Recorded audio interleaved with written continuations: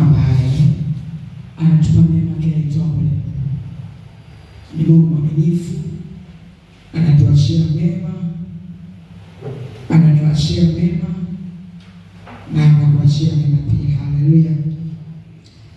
Lakini pia ninayo sababu ya kumshukuru Mungu ambaye amenipatia nafasi na amekupa nafasi wewe ili kuweza kuwepo imani mwake na kuyashikia maneno yake matakatifu. Bwana Yesu asifiwe. Amen. Haleluya, haleluya. Ninamtukuza Bwana kwa ajili yako na ninamshukuru Mungu kwa ajili ya kibali ambacho amekiachilia juu yako. Ameweza kutenda makuu, ameweza kusaidia kwa kibali cha kuweza kuwepo mbele zake. Haleluya. Jamani, Bwana Yesu asifiwe. Nasema haleluya tena. Haleluya. Ninamshukuru Mungu kwa kuwa umechukua fungu lililo jema la kwenda kujifunza mbele za Mungu. Bwana asifiwe sana. Tunapokuwepo imani kwa Bwana, tunapokuwepo mbele za Bwana, tunatarajia Mungu kusema nasi. Si jambo ambalo tumeamua tu, lakini ni utaratibu wake pia. Mungu anatamani kuzungumza na watu wake wakati ambapo kanisa tangu za mwanzo, tangu kipindi cha wana wa Israeli wanatoka Misri, walitembea na hekalu ambao walitengeneza kwa miti miraisi kabisa, walikuwa wakibeba. Kwa hiyo walipokuwa wakibeba, hapo mwanzo waliita hema. Kila mahali ambapo walikuwa wakifanya kambi, kila mahali ambapo walikuwa wakitengeneza kambi, kukaa kwa wakati na muda fulani, walisogeza mbele za Mungu na kumtolea Mungu sadaka zao na kuzungumza na Mungu wao. Nataka nizungumze kwa nini walikuwa wakitoa sadaka zao. Jambo la kwanza, kutoa sadaka zao kwa ajili ya kujiungamanisha pamoja na Bwana, kwa kuwa sadaka inatengeneza muunganiko kati ya Mungu unayemtumikia na wewe ambaye unatoa sadaka. Walifanya hivyo, wakafanya hivyo siku zote. Lakini pia baada ya ujio wa Yesu, tunaona kitabu cha Mathayo sura ya 5 kinazungumza namna ambavyo wanafunzi walikuwa wakisogea na kukaa mbele za Yesu Kristo. Mungu anaanza kuwafundisha 1, 2, 3 kwa habari ya ufalme wa Mungu, lakini pia kwa habari ya namna ambayo Mungu atatupa kuishi katika ulimwengu huu ambao ametupa kwa kiasi na kwa kitambo kuweza kuishi tunapoelekea mbinguni. Jamani, Bwana Yesu asifiwe. Amen. Haleluya. Amen. Bwana Yesu apewe sifa tena. Amen. Kwa hiyo nazungumza juu ya ibada kwamba ni jambo la muhimu sana, na umechagua kitu kizuri sana. Na nimetanguliza kueleza kutoa msingi namna jinsi ambavyo ibada zimekuwa zikifanyika na zikitendeka. Anawaacha mitume. Kitabu cha Matendo ya Mitume kinazungumza kwa habari ya mwanzo wa kanisa. Tunaita ni mwanzo wa kanisa, si kwamba hapo mwanzo kanisa halikuwepo, hapana. Ni mwanzo wa kanisa tu kutenda kazi. Roho Mtakatifu analipaka mafuta kanisa kwa ajili ya kuanza kutenda kazi rasmi. Lakini before kanisa lilikuwepo, hata kabla ya Yesu kanisa lilikuwepo. Ndipo ambapo tunazungumza kitabu kile cha Yoeli kinasema, Yoeli anamwambia kwamba nikusanyie dini. Anazungumza kwa habari ya watoto na watu wazima waweze kukusanyika. Kwa hiyo kanisa limekuwepo tangu mwanzo, lakini linakuja kupakwa nguvu ili kuanza kutenda kazi baada ya Yesu kuondoka. Ndipo katika kitabu cha Matendo ya Mitume tunaanza kuona kanisa linaanza kutenda kazi rasmi. Kwa hiyo kanisa liendelea kudumu katika mafundisho, ambapo ndipo nasi tumeanzia hapo. Ndipo pale ambapo nasisitizwa kwa habari ya ibada. Bwana Yesu asifiwe. Haleluya. Jamani, haleluya. Bwana Yesu asifiwe. Nimetoka kuzungumza juu ya msisitizo sana wa ibada. Sijui kwa nini nimejisikia kuzungumza juu ya msisitizo wa ibada, kwa kuwa hii ni sio sehemu ya somo langu juu ya usiku wa leo. Bwana Yesu asifiwe. Amina. Haleluya. Haleluya. Somo tunalokwenda kutembea nalo siku ya leo tutajifunza kwa ufupi sana. Somo linasema utakatifu na baraka zake. Nataka nizungumze na wewe juu ya somo la utakatifu na baraka zake. Bwana Yesu asifiwe. Amen. Tunapozungumza utakatifu, ipo mtu ambaye anatoa tafsiri ya kwamba ni hali ya kutokutenda dhambi. Naam, uko sawa. Lakini utakatifu, tunapozungumza utakatifu, ni vile namna mtu unavyoishi pasi na kukusudia kutenda dhambi. Moyo wako umeuelekeza kutokukusudia kutenda dhambi. Kwa nini? Maana yake unapotenda dhambi linapotokea, kwa kuwa wanadamu tumesema si mkamilifu, moyo wake unamuelekeza kwenye toba, kwa kuwa makusudio yake si kutenda dhambi, kwa kuwa kusudio lake yeye ni kuishi utakatifu. Na nikwambia kwa uwezo wa Roho Mtakatifu inawezekana, kwa kuwa Paulo anazungumza maneno haya, lakini si Paulo anayezungumza, ni Mungu anayezungumza ndani ya Paulo ya kwamba basi enendeni kwa Roho kama mtamzitimiza tamaa za mwili, kwa sababu ndani ya mwili ndipo kumejaa uharibifu. Dhambi asili yake ni katika mwili. Dhambi asili yake ni katika mwili. Inapokuja katika roho, ni ile ibilisi anayejenerate ndani ya ulimwengu wa roho. Inapotengenezeka ndipo inakuja kudhihirika katika mwili. Haleluya. Bwana Yesu asifiwe. Takatifu ni ile hali ya kutokukusudia kutenda dhambi. Maisha yote ya muumini ambaye anaisha pasina kukusudia kutenda dhambi, hayo ndio maisha ya utakatifu. Maandiko yanamzungumzia Ayubu kama mtu mkamilifu mbele za Bwana. Ayubu maisha yake alitembea maisha yaliyo mema mbele za Bwana. Kama maandiko yanamzungumza kama mtu mkamilifu, alienenda sawasawa vile ambavyo Mungu alipenda. Makusudio ya moyo wake hayakuwa kukusudia kutenda dhambi, lakini makusudio yake ilikuwa ni kuenenda kwa ukamilifu mbele za Bwana. Ilikuwa ni kutembea kwa njia inayompendeza Mungu. Bwana Yesu asifiwe. Na leo kanisa tunajifunza maisha yetu namna tunavyoenenda, tuenende pasina kukusudia kumkosea Mungu. Hapo ndipo ambapo hata pale tutakapokosa tutakimbilia toba, tutakimbilia mbele za Bwana kumwambia Mungu nisamehe, sikukusudia kutenda dhambi, makusudio yangu hayakuwa haya. Tutauelekea msalaba na kuweza kutubu mbele za Mungu, na Mungu atatusafisha, kwa kuwa ameahidi ya kwamba kama vile yeye alivyoweka lililo mtakatifu, yeye Mungu aliyetuita yeye ni mtakatifu, anasema iweni nanyi watakatifu. Kwa hiyo ninalo neno moja kuambia usiku wa leo, inawezekana kutembea maisha ya utakatifu. Inawezekana kutembea maisha yasiyo ya dhambi. Inawezekana ukiamua kutoka ndani ya moyo wako. Jamani, Bwana Yesu asifiwe. Haleluya. Haleluya. Haleluya. Nitaomba nisome kitabu cha Hagai. Somo letu ndio kitabu cha Hagai. Maandiko ya msingi ya somo hili juu ya utakatifu na baraka zake. Kitabu cha Hagai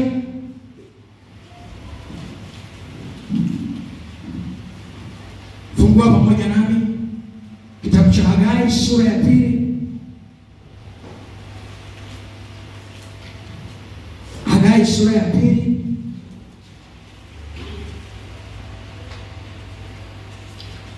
Fungua pamoja nami kitabu cha Hagai sura ya 2.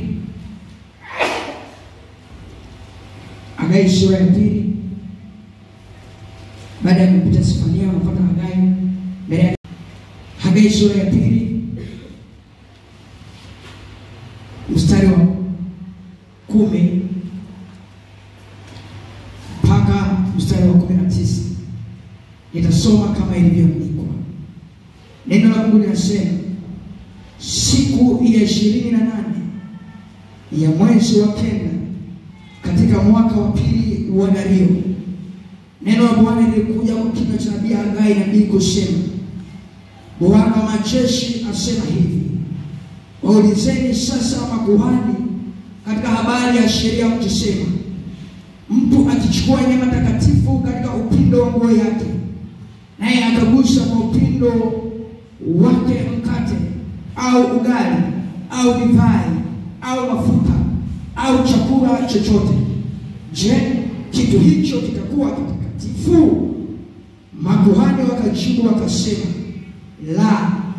Ndipo Hagai akasema, kama mtu aliyetiwa unajisi kwa kugusa maiti akigusa kimojawapo cha vitu hivi, je, kitakuwa najisi?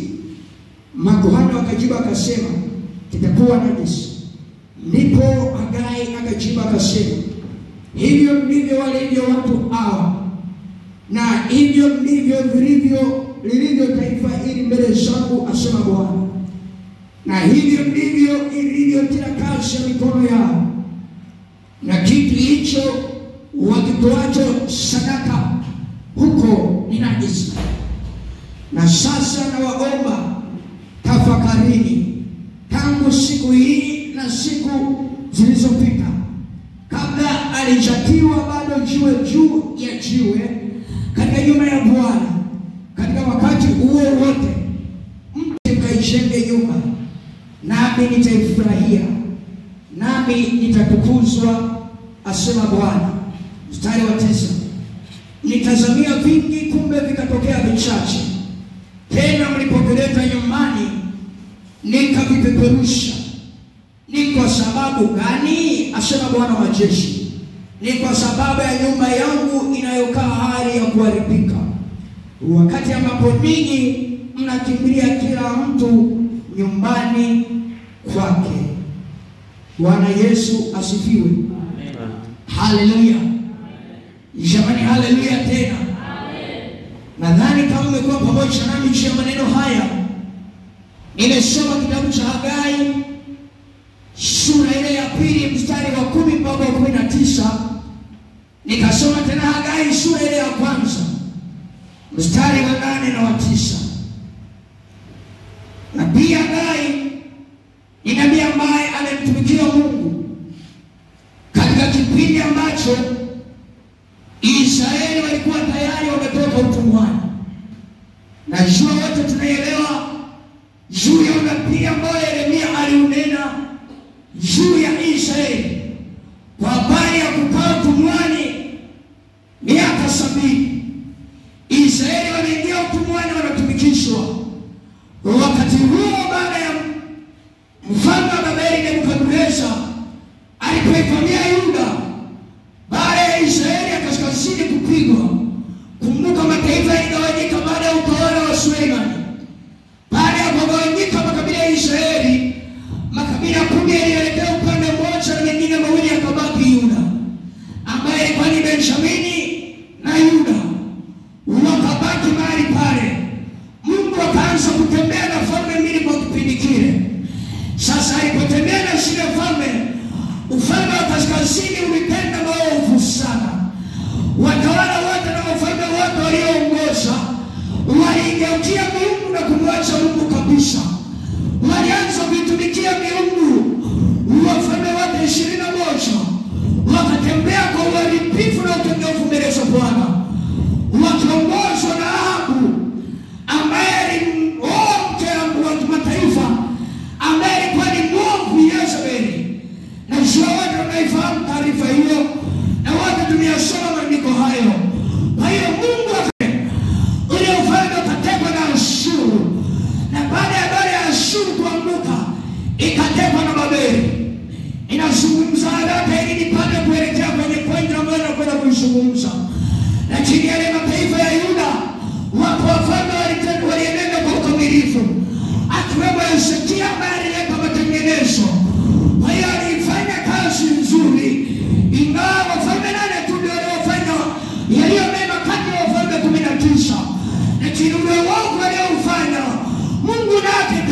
anamusia Yuda kuanguka kwake. Pale hapa ilipofika wakati wa kuanguka, ndipo Nebukadneza anaipiga Yuda. Baada ya Nebukadneza kuipiga Yuda, ule unabii alionena Yeremia ukatimia. Wote wakaingia utumwani miaka 70. Sasa walipokuwa utumwani, na nataka nizungumzie kwanza wakati inapigwa Yuda.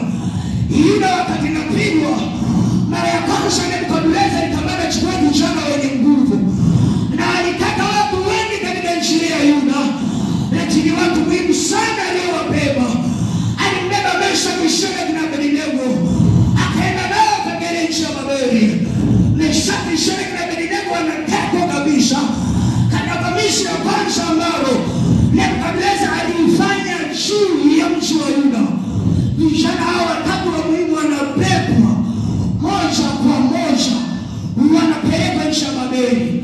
Lakini baada ya mara ya kwanza kuipiga, anakuja anaipiga tena mara ya pili Babeli. Alipoipiga mara ya pili Babeli, alibeba watu wengi sana, lakini akambeba mtu mmoja muhimu sana, akambeba na Ezekieli. Na pia Ezekieli naye akachukuliwa miongoni mwa mateka waliotekwa. Lakini mara ya pili anapoipiga Nebukadneza Yuda, anapiga kwa namna ya ajabu, na kitu cha ajabu kinatendeka ambacho kimebaki historia katika ulimwengu mzima. Anawateka watu wengi, lakini kitu cha ajabu alichokifanya, alivichukua vyombo vya hekalu. Baada ya kuchukua vyombo vya hekalu, akaliteketeza na hekalu la Sulemani. Mfalme Nebukadneza akaliteketeza. Jambo moja la ajabu lililotendeka, lile sanduku la Bwana lililokuwa linakaa mahali patakatifu pa patakatifu, halikuweza kuungua, likapotea pale pale. Mpaka sasa halijulikani ile sanduku la Bwana waliokuwa wakitembea nalo wana wa Israeli liko wapi hadi leo. Bwana Yesu asifiwe. Bwana Yesu asifiwe. Haleluya. Haleluya. Kwa hiyo Israeli wote wanaingia utumwani. Nimetangulia kusema ligawanyika makabila 10 kwa 12. Lakini yale 10 kwanza ilitekwa na Ashuru. Baada ya Ashuru ikaanguka, ikawekwa chini ya Babeli. Babeli ikaichukua, kwa hiyo ilichukua makabila 10. Kwa hiyo Nebukadneza anapoipiga Yuda, anachukua yale mataifa makabila mawili pia. Yanaungana utumwani, anakuwa mataifa 12 ya Israeli. Yanakuwa utumwani. Unabii wa Yeremia alionena unatimia. Wote wanaingia utumwani. Sasa miaka 70 inapoisha, baada ya miaka 70 ambayo Mungu alinena kwa kinywa cha nabii Yeremia kutimia, baada ya kuishi, walipokuwa utumwani wakarejea pamoja na mtumishi wa Bwana Zerubabeli ambaye alikuwa ni kuhani. Sasa wanaporudi kuijenga, waliporudi, jambo la kwanza walilofanya ni kuijenga hekalu, wamwabudu Mungu aliye hai, wamwabudu Mungu aliye hai. Na miongoni mwa manabii ambao walitoa unabii baada ya urejesho wa kutoka kule utumwani ni nabii Hagai. Kwa hiyo Hagai anaporudi, anapotoa unabii, ni kipindi ambacho tayari Israeli wametoka utumwani, wako sasa wamerejea nchi yao. Ni nchi ya ugeni. Angalia miaka 70 wapo nyumbani. Fikiria mashamba yao yalikuwaje, na ile miaka 70 hayalimwi. Chukulia hali ya uchumi wao ilikuwaje. Na wengi hapa tunaelewa, mtu anapohama kutoka sehemu moja kwenda sehemu nyingine, kiuchumi kuna namna fulani anarudi nyuma, kuna namna fulani anakwenda kuanza tena upya, anaanza kutesheka na kuanza kuhangaika namna ya kutengeneza msingi, namna ya kuweka msingi wa kimaisha. Na bahati mbaya sisi tuliokoka, wakati huu unaanza kutengeneza msingi wa kimaisha, kuna wakati unaweza kumsahau Bwana. Kuna wakati ambao unaweza kujikuta unakwenda kinyume na Mungu. Na hichi ndicho ambacho kilitokea juu ya wana wa Israeli. Nabii Hagai anatoa nabii juu ya Israeli, anawaambia na moja ujumbe ambao alikuwa ameubeba. Ujumbe wa kwanza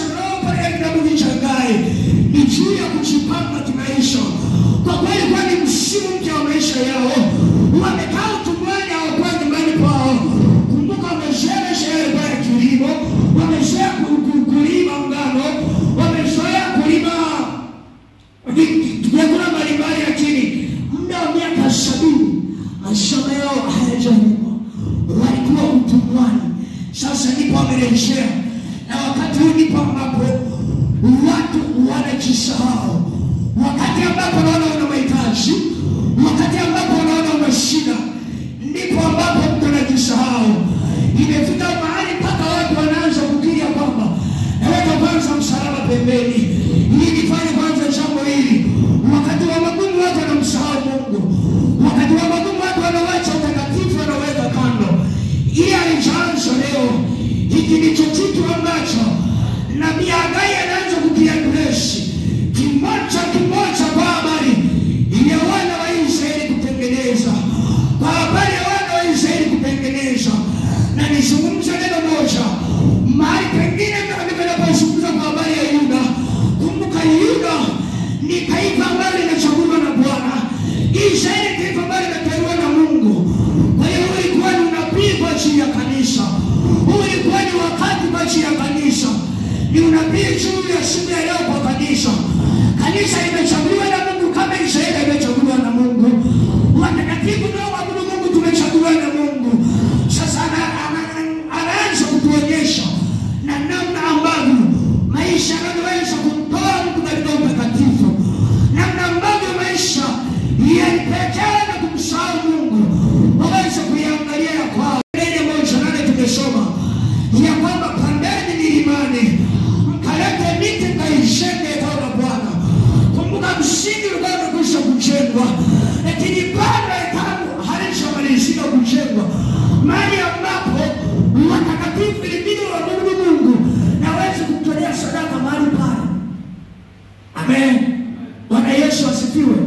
Kwa hiyo wakati huu ni wakati ambapo yeye mwenyewe, wao wenyewe waliona wamepangwa kimaisha, maisha yanawahitaji. Lakini wakati huo unaona kwamba umepangwa kimaisha, Mungu anakuhitaji. Mungu ana haja na wewe. Mungu anahitaji kutumie. Mungu anakuhitaji kuone umesimama katika ile kweli yake.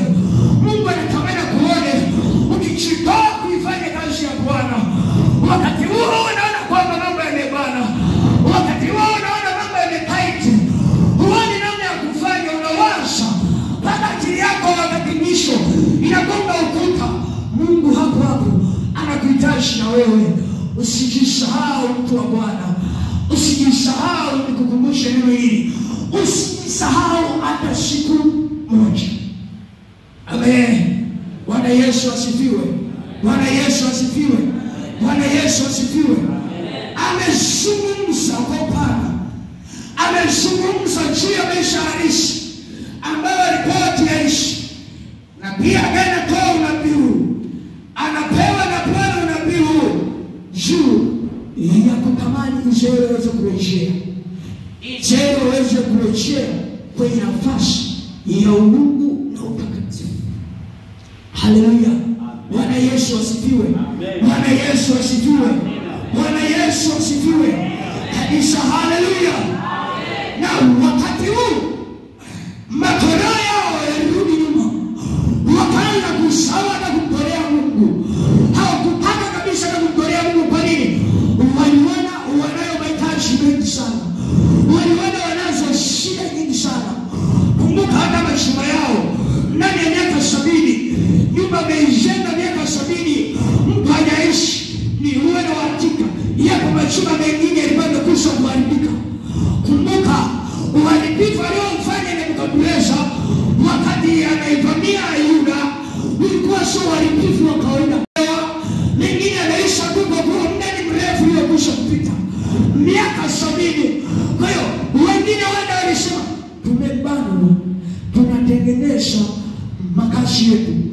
Lakini anawaambia hivi, itazameni kwanza nyumba ya Bwana iliyo karibu kuharibiwa. Bwana Yesu asifiwe. Haleluya. Haleluya. Haleluya. Kwa hiyo anazungumza nao. Baada ya kuzungumza kwa habari ya kujipanga kimaisha, kuna wakati mwingine naweza ukawa unaishi, ukawa upo unaishi katika maisha, lakini unamsahau kwa sababu ya kuyatizama yale ambayo unayaona. Yesu asifiwe sana. Nikutazamisha neno moja mtumishi wa Bwana. Usiangalie yale tu yanayoonekana katika mwili, ila mtazame Bwana, kwa kuwa sisi tunaishi si kwa bahati, tunaishi kwa mpango wa Mungu. Tunaishi kwa mpango wa Bwana. Jamani, haleluya. Haleluya. Haleluya. Hata nisikize na wewe ujumbe unaosema usiangalie yale ya kimwili yanayoonekana. Muangalie Bwana, muulize anasema nini katika wakati huo. Utakapochukua hatua ya kujengea kimaisha, namna tu unavyoona, uwe na uhakika. Uwe na uhakika kuna namna ambayo unaweza ukaenenda kinyume na Mungu. Kuna wakati utamkosea Bwana, utausahau utakatifu, na kuishangalia wewe. Utaisahau madhabahu ya Bwana na kuangalia maisha yako. Israeli walimsahau Bwana kabisa. Israeli walimsahau Mungu kabisa kwa kuangalia maisha yao, kwa kuangalia kiwango cha uchumi wao. Ya kwamba sisi sasa tumekuwa wageni kwenye nchi yetu. Tumekuwa wageni kwenye nchi yetu muda mrefu sana. Hatukuwa kwenye nchi yetu. Sasa tunatengeneza. Ni sawa katika kutengeneza msingi wa maisha yako, katika kutengeneza hatima ya maisha yako. Usimsahau Mungu. Usimsahau Mungu, mtumishi wa Bwana. Nasema usimsahau Mungu tena. Ninasema usimsahau Mungu. Ninasema usimsahau Mungu. Ninapomtumikia Bwana katika maisha, haijalishi nitapitia changamoto kiasi gani, haijalishi nitapitia shida ya namna gani, lakini nisimsahau. Mungu katika sadaka zangu. Haiwezekani hali ya uchumi wangu utashuka mno, utashuka sana, lakini nisimsahau Mungu. Halo. Bwana Yesu asifiwe. Jamani, amen. Haleluya, haleluya. Kwa hiyo tunahitaji msaada wa Bwana. Nikwambie, katika wakati huu kusimama sio jambo jepesi. Tunahitaji msaada wa Bwana. Tunahitaji Mungu atusaidie. Hiyo neema iwe juu yetu. Israeli hakuweza kuistahimili mpaka Mungu anaamua kumtumia mtumishi wa Bwana Hagai. Anazungumza na Israeli, anazungumza na watu wake Mungu ambao amewachagua yeye mwenyewe, lakini wamemwacha Bwana. Maisha tuliyo nayo hayajaanza leo. Hali ya ugumu unayoiona haijaanza leo. Wamepitia watu wengi sana, lakini simama na Bwana, utaona utukufu wa Bwana. Simama na Mungu, utaona ukuu wa Mungu. Utamwona Bwana akikutetea, utamwona Mungu akikusaidia. Hata kupungukia katika maisha yako yote, hata kupungukia. Nakumbuka na kutoa shuhuda mmoja ninapokwenda kumalizia. Nakumbuka ilikuwa ni mwaka huu. Nilipitia wakati fulani mgumu, namna jinsi nilivyokuwa. Nilitulia kwanza. Jambo moja ambalo nilifikiri, nilimuuliza Bwana, nimekosa wapi? Kwa sababu najua jambo la kwanza naweza kuingiza kwenye majaribu ni uovu wangu. Nilianza kwanza kuzichunguza njia zangu. Nikamuuliza Bwana, kuna nini juu yangu? Kwa nini napitia haya? Nimekuwa na wakati mgumu kidogo kuanzia mwaka jana. Nimekuwa na wakati mgumu kidogo mpaka kipindi na shirikisha chea, naomba tusaidizane kwenye maombi. Nimekuwa na wakati mgumu kidogo, lakini najaribu kumuuliza Bwana, kwa nini napitia wakati huu? Jambo ambalo wakati wa kusogea mbele za Mungu na kuomba toba. Naomba toba, lakini naona bado upo mzigo usio wa kawaida. Ikafika mbele nikasema, asante kwa kuwa wewe ni Bwana. Bwana Yesu asifiwe sana. Sasa ninaenda kumshukuru Mungu. Inapitia hali ambayo sio nzuri. Si nzuri kabisa. Mzee nakumbuka tunakaribia kuelekea msheni. Nikapokea barua fulani. Nikasema, "Ina wewe nini? Inawezekana mlikuwa hamwelewi. Na ngoja nitazamishe kitu kimoja. Nimekuja pale baadaye nimechelewa, nimekuja saa 2 kwa mdodo kwa huko mbele. Unajua kwa nini? Unafikiri nimechelewa kwa sababu nimeamua. Nataka nikutazamishe kitu kwa sababu haya sio mambo ya muda mrefu sana. Nikwambie mambo ya hapa karibuni. Ni juzi tu ibada ya mwisho tunaelekea misheni. Kwa ibada ya siku ya Jumatano. Tupo kwenye hii tunamalizia. Tunaelekea Ijumaa tunaelekea misheni. Siku ya ibada ya Jumatano nimekuja hapa ndani kama saa 2:10. Nikaona muuliza Bwana, kuna nini hali hii? Bwana Yesu asifiwe sana. Amina. Nilifanya neno moja tu. Nikachukua tendo yangu nikasema, asante Bwana. Nikachukua sadaka, nikamtolea Mungu. Nikamwambia, ninakushukuru Mungu kwa sababu haya yote wewe unaniona. Bwana Yesu asifiwe sana. Nataka nisungumze na wewe juu ya utakatifu na uchaji na baraka zake. Kumbuka ni muda tu umetuacha. Ningeanza kufafanua kwa habari ya baraka zake, namna jinsi ilivyokuwa kwa habari ya maisha yangu binafsi. Ningekupa ushuhuda kidogo, ungekujenga kwa sehemu, ungekupewa sehemu moja na kupeleka sehemu nyingine, lakini ni kwa neno moja tu. Mungu yupo. Wakati unapopitia katika shida, Mungu yupo. Wakati unapopitia changamoto, Mungu yupo. Hawa watu wana wa Israeli hawakutegemea tena uwezo wa Bwana. Walipotazama maisha yao magumu, walipotazama hali za kiuchumi wao, wakamsahau Bwana, wakamsahau Mungu. Lakini Mungu anatukumbusha ujumbe huu siku ya leo juu ya baraka ya utakatifu na baraka zake. Tunaishi katika dunia. Tunaishi katika dunia. Kuna wakati wanaweza kutangaza mchango, naona kwanza hata fedha niliyo nayo haitoshi. Ndio, haitoshi. Sasa hata kama usipotoa itatoshi. Najua huu wakati mgumu, uweze kujiuliza maswali kama hayo. Lakini nikwambie tu, katika maisha yako mtishame Bwana. Mungu anaweza kufanya njia pasipo na njia, ukaona mkono wa Bwana. Muda wote hautoshi. Simama hapo ulipo.